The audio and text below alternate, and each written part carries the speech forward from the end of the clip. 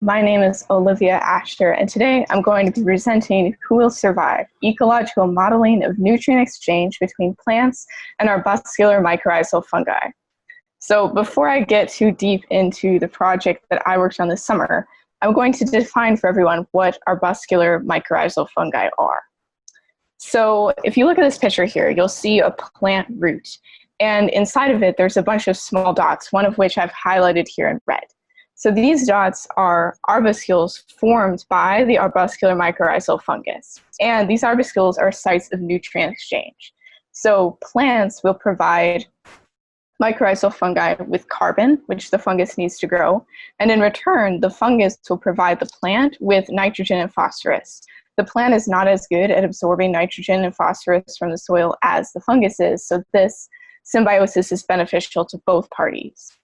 So when you have a successful mycorrhizal collaboration with a plant, it can actually help plants grow both bigger and stronger. They will be more resistant to pathogens and their biomass will be increased. So it's important for researchers to understand this relationship between the fungus and the plant, both to help understand ecosystem health and to understand how to improve plant growth in an agricultural setting. So for our study, we want to create a model, a mathematical model that would describe the relationship between one plant and two different species of fungi. And we want to look at how these three organisms would exchange the nutrients, carbon, phosphorus, and nitrogen, as well as looking at the competition between the two species of fungi for resources. Oftentimes, one plant will collaborate with many, many different mycorrhizal symbionts. However, very little is known about how these symbionts interact with one another. So that's why we wanted to focus on looking at the competition between two different types of fungal symbionts in our model. So a model, just to be clear, is sort of a description of a system, but it also allows you to make predictions about how the system will work given different conditions, different soil conditions, and different types of fungi and plants. So to make a model, the first thing that you do is to learn about an interesting system. So in our case, we've already done that, even just in the course of this presentation. We learned about the two fungi, the plant, and the nutrients they exchange. The next step that I did in this internship was to develop equations to describe this system. So in this case, I developed ordinary differential equations based on the Lotka-Volterra model. So the Lotka-Volterra model is a model of an equilibrium model that describes how two different species will compete for resources. And based on this historic, well-established model, it shows that even if two species are competing for the same resources, they can still reach a stable equilibrium where both species survive. So we took that model and applied it to our two fungi, and then we added in new equations with different components. So different equations to describe nitrogen, phosphorus, the plant, rather than just the two fungi. So our next step was to see if the model was working. So we used MATLAB, which is a mathematical graphing program, to show what was happening to our species over time based on different initial conditions. And we wanted to see, was everyone surviving? Was the plant surviving? Were the two fungi surviving? And for most of our models, the plant died. And it did not survive. It was not a good model. So we made around like 12 or so models before we finally got one where it did indeed reach an equilibrium condition. And then our next step was to say, all right, so we see that the fungus is reaching equilibrium with the plant, the two fungi are surviving, the plant is surviving, it's all great. But is this equilibrium stable? Will it always try to go to equilibrium no matter what the starting conditions are? So then we use a stability analysis, which I'll get into later. We used an isocline analysis to show that our model was indeed stable. So the next step of our project, which will be done after the duration of this internship, would be to start using the model to fit experimental data, to make predictions, and to explain results. So the cool thing about systems of ordinary differential equations is that you can display them graphically. So I'm going to take you through a sort of diagram of the way that we model the system so you will understand what we did there. So if you'll remember, our system, what we wanted to do with our project was to describe the relationship between one plant and two different species of fungi, which were collaborating with the plant, but probably competing with each other.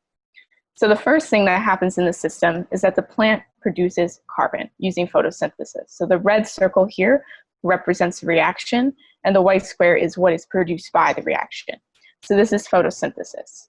Next, the fungi take carbon from the plant. So they're influencing the plant to give it carbon in RC1 and RC2. And then this carbon that they've taken from the plant, they then use to help with their own growth. So that's the GF reaction. Now, the two fungi are also competing with one another. So that is this term right here, A alpha beta, which is a competition coefficient, an idea taken from the Lotka-Volterra model that describes the effect these two species have on one another. And the two fungi can also die. So that's the death terms right here, D1 and D2. Now we're going to go to the soil. So the fungus is taking nitrogen from the soil in the reactions RN1 and RN2, and it's changing this nitrogen into a biologically available form right here, NM, which is then transferred to the plant in GP and used to grow the plant. And the same thing happens with phosphorus. So phosphorus is taken from the soil, turned into a form that the plant can use, and then used to help grow the plant. So now we've made this model. Our next step was to check that our plant and fungus survived, which I mentioned before. So we did that with MATLAB. So once we put in our equations into MATLAB and graphed them over time, so we have time, this is just arbitrary time, arbitrary concentrations. The one thing that we care about here is the shape of the graph.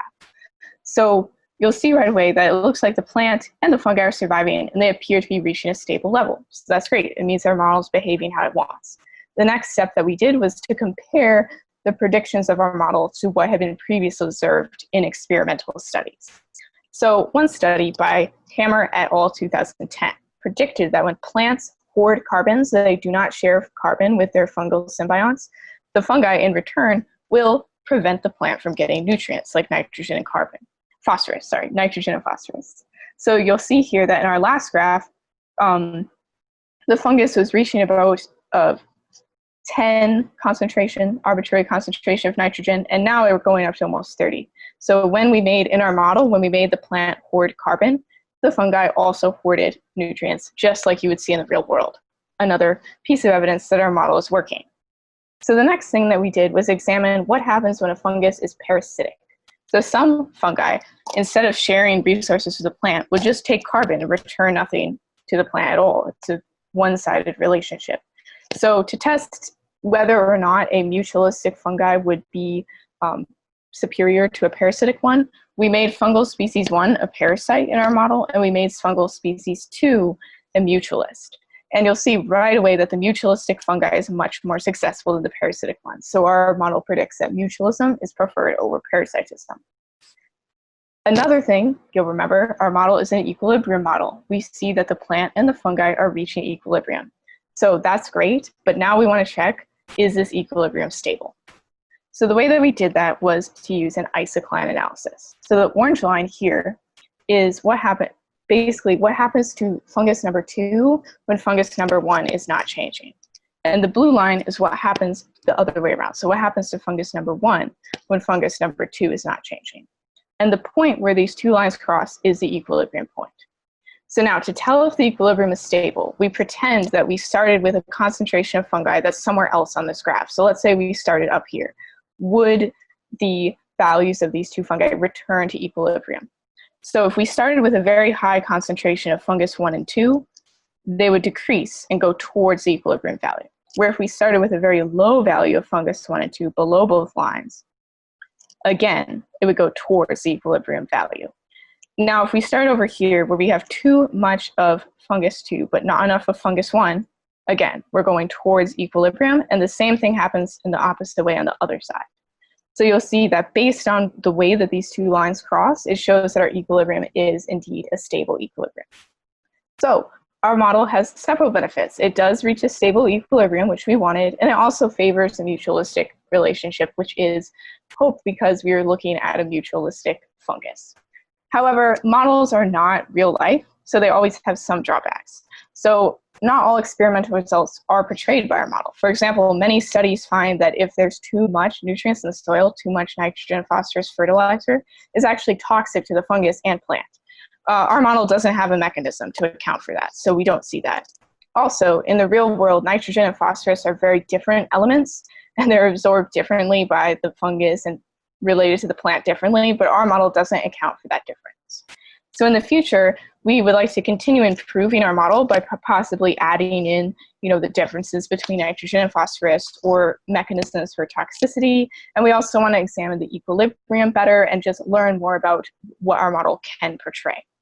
And in addition to building the model more, we also have an experimental side to the study. So one of our collaborators, Gia, will be doing quantum dot tracking to trace how these resources move in a real life system of two fungi and a plant.